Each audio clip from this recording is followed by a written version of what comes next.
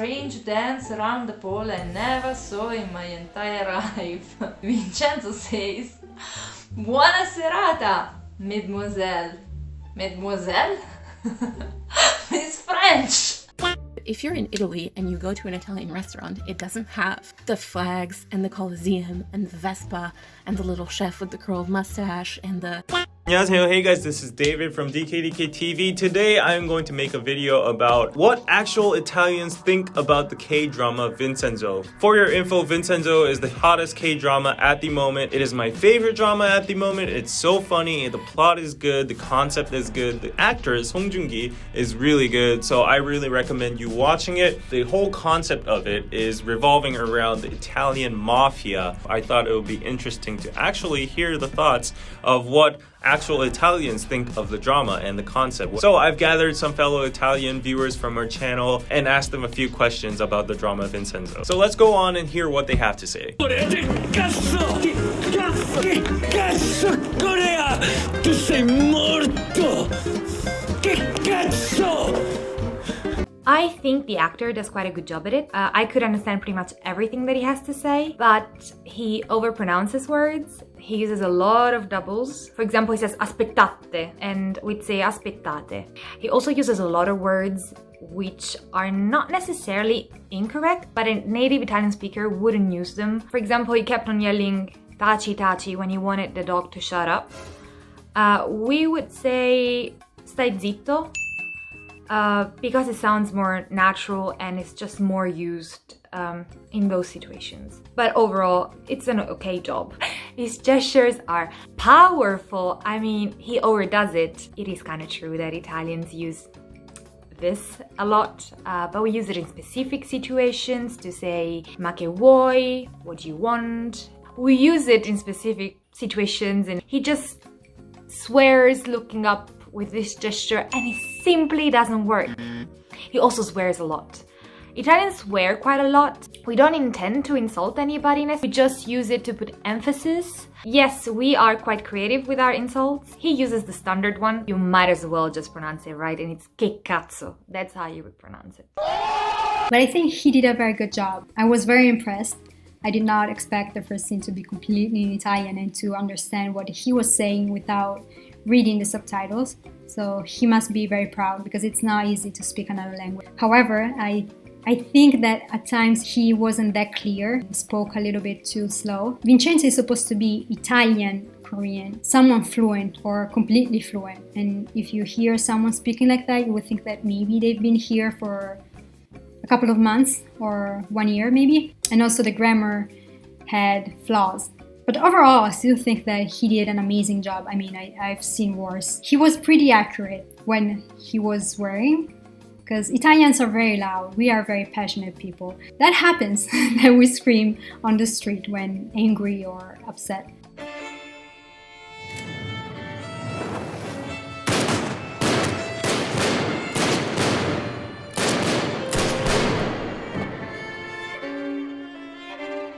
I'm gonna be honest, I did not really know what a consigliere is before actually getting into the drama, because I'm not that informed about what the different roles inside the mafia are.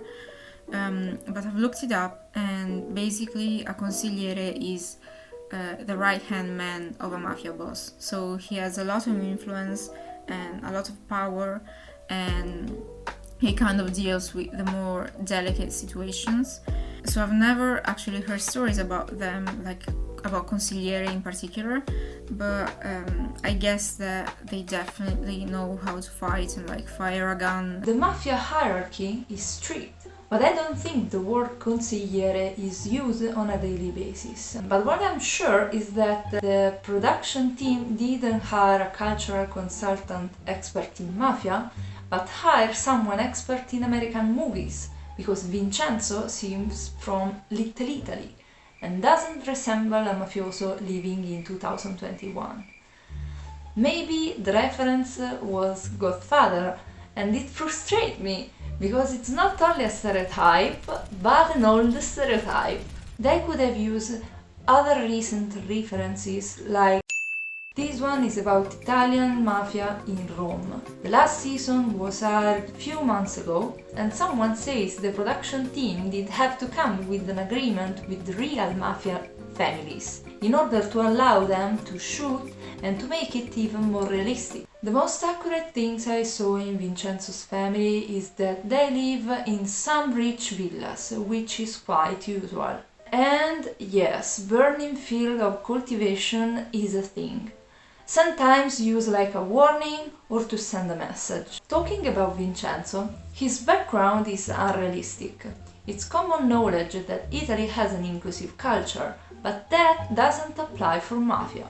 Even someone growing in a different neighborhood would be unlikely included in a family. Maybe has a business partner with his own gang in another country. And the black man has a bodyguard.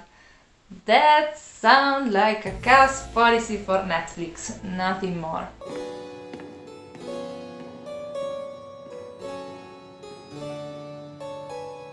Papa.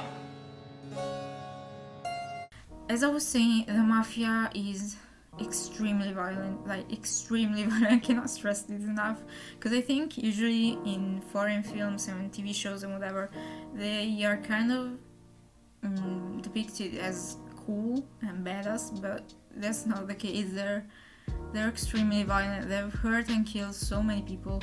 Mafia really exists. Unfortunately, it is a reality.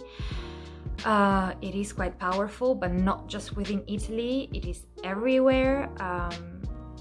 Mafia people, we would call them mafiosi, they are disguised as politicians, as CEOs. You can't really pinpoint who's a mafia.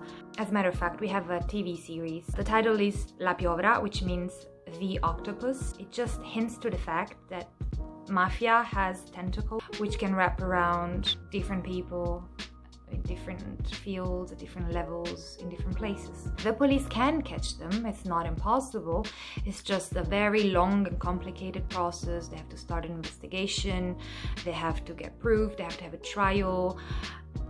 They're not easy people to catch, and it is quite risky. As a matter of fact, every Italian person knows two important figures, Paolo Borsellino and Giovanni Falcone. They were two judges who were killed by mafia in two different explosions in 1992 because they tried. They got very close to finding out the truth about. So basically, mafia is an organized crime based on the territory.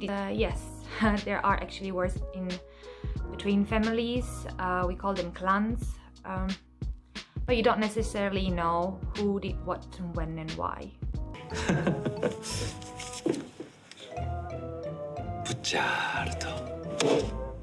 The reaction that Vincenzo has at the fake Italian restaurant was, again, accurate, very accurate. I mean, we are very protective of our food, of our tradition, as everybody should. I've lived in America and I craved pasta and pizza at times. I did have to eat it, but it's never good. I mean, if you really want to have Italian dishes, you should come here or have an Italian friend or chef or whatever to cook it for you. I guess people from abroad really make fun of us about our, I guess, obsession for food. And, you know, it's true, maybe.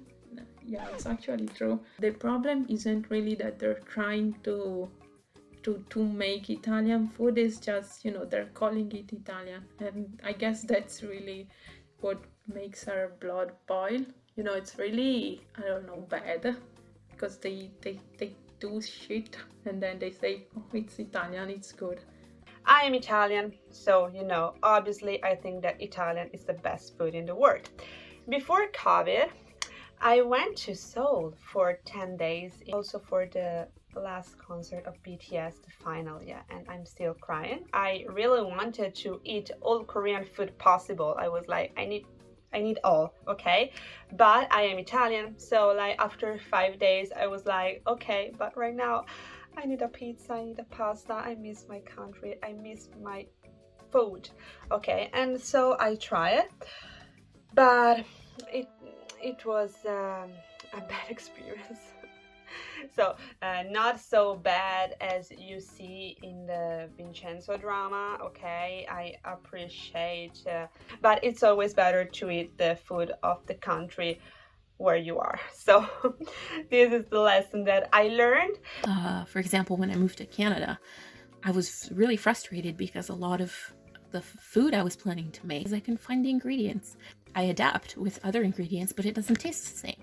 And then when you go to a restaurant that's supposedly meant to be an Italian restaurant, it doesn't have the kind of food that you're used to, because that food, that menu suits the public. I mean, it's edible, it's good, it tastes fine, you can eat it, no problem, but it's not what it's advertised to be. If you're in Italy and you go to an Italian restaurant, it doesn't have the flags and the Colosseum and the Vespa and the little chef with the curled mustache and the chicken Alfredo pasta, which is a North American invention.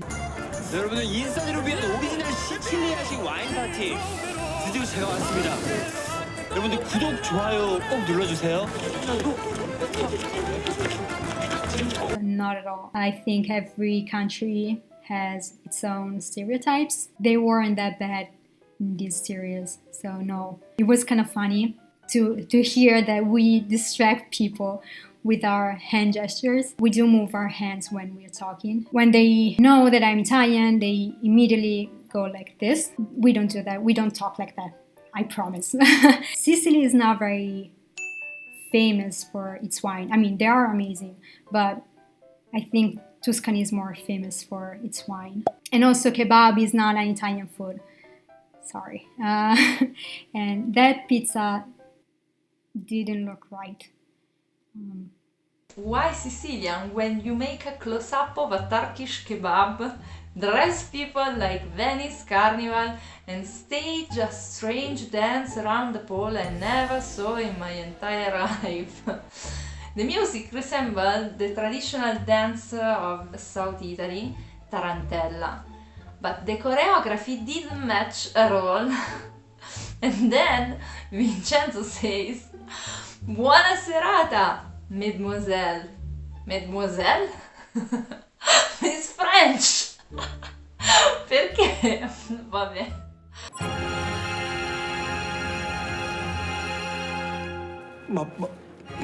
마피아의 콘실리에리가 한국에? As an Italian, being able to watch a Korean drama and understand everything without subtitles is a very rare event. Hearing a Korean man swearing in Italian is another unusual thing. To the scene in which Vincenzo, after hearing that the Korean chef moved to Milan to learn how to cook Italian food, Vincenzo suggests him, "Maybe did you study in Uffizi?" And the chef confirms. But Uffizi is located in Florence, not in Milan, as the audience can know later on. This is a scene that, as an Italian, you can enjoy on the spot. The moment an Italian is abroad and for some reason becomes upset, it would always start swearing in his dialect. We enjoy swearing a lot. Every district has a different way of swearing. Just so you know, they soften the subtitles a lot. Anyway, that was super accurate and funny. Vincenzo overall did a good job. It wasn't offensive. I think that Italian will love this series, and they will feel also overwhelmed because they will see their country in a Korean drama, so it will be like, whoa. So thank you again, and see you soon. Bye. Bye. Have a nice day. Bye. Ciao. Hi David, if you ever need a German opinion on something, let me know. Love your videos. Bye bye. Tschüss. Ciao.